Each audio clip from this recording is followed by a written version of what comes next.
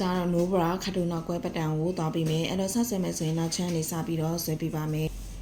အဲ့တော့ဆက်ဆွဲမယ်ဆိုရင်ကုန်းမခါကို16လမ်းမှာပခုံးမြင်းကို9လမ်းမှာအောက်ကို3.6လက်ပင်မောက်ဒီအပေါ်ကို3လမ်းမှာအောက်ကို60အထဲကို2.4 3လမ်းမှာနဲ့60နဲ့ဆက်ကိုရှိကိုတဝဝ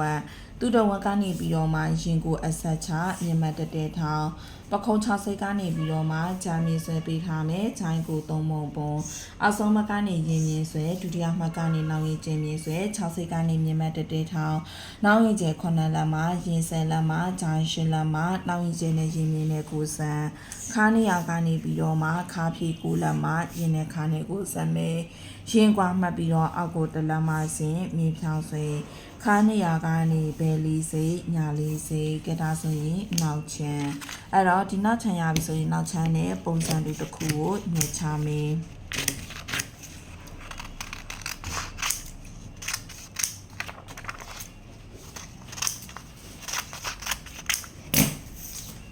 အပြင်ဒီနောက်ချမ်းကိုဖယ်လိုက်မယ်ဖယ်ပြီးပြီဆိုရင်ဒီမှာရှည်ချမ်းပြောင်းမယ်ရင်မြင်းဆွဲရှင်ကျင်းမြင်းဆွဲပခွန်ကနေမှ4စိမ့်စီ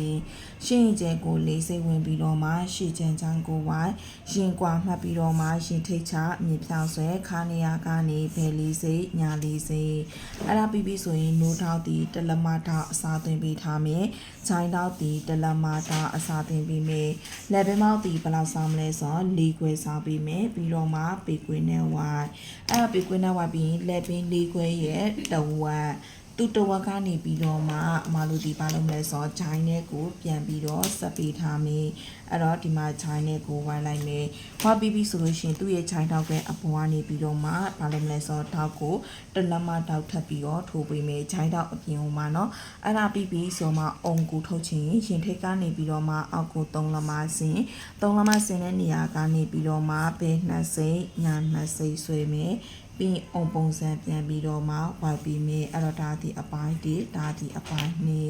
ကဲအဲ့တော့ဒီမှာအပိုင်း2ပိုင်းကိုဖြတ်ချမယ်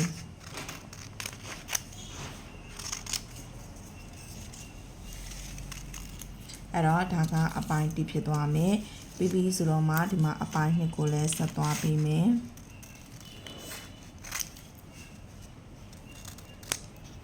အဲ့ဒါပြီးတော့မှနိုးထောက်ကိုတိမ်နဲ့ကပ်ပြီးမယ်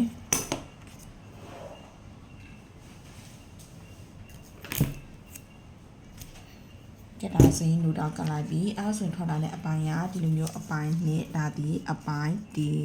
အဲ့တော့ဘာဖြစ်မလဲဆိုတော့ရှေ့ချမ်းပြီးပြီဆိုရင်နောက်ချမ်းနဲ့သွားမယ်နောက်ချမ်းမှာလည်းအဲ့လိုမျိုးပဲလေပင်ရဲ့တဝက်လေပင်ရဲ့တဝက်နဲ့နောက်ချမ်းရဲ့ဘာလို့မလဲဆိုတော့ဂျိုင်းနဲ့ကိုဖြည့်ချမယ်ဖြည့်ချပြီးပြီဆိုမှတောက်ထိပ်ကနေပြီးတော့မှအမြေဖြောင်းဆွဲမယ်ဒီမှာ၄စိတ်တောက်ထိုးပေးထားမယ်အဲ့၄စိတ်မှာဒီမှာခြုံနေတယ်မလားခြုံတဲ့နေရာကိုပြပြလေးဖြည့်ချလိုက်မယ်ကဲဒါဆိုရင် B1 B2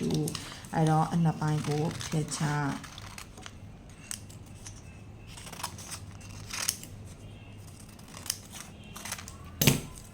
ကဲဒါဆိုရင်ဒါက B2 ပြီးရင်ဒီမှာဒါက B1 ဒါဆိုရင်နှစ်ပိုင်းထွက်သွားမယ်အဲ့တော့အခုဆွဲပြတဲ့အင်ဂျီပုံကဒီပုံစံလေးပါ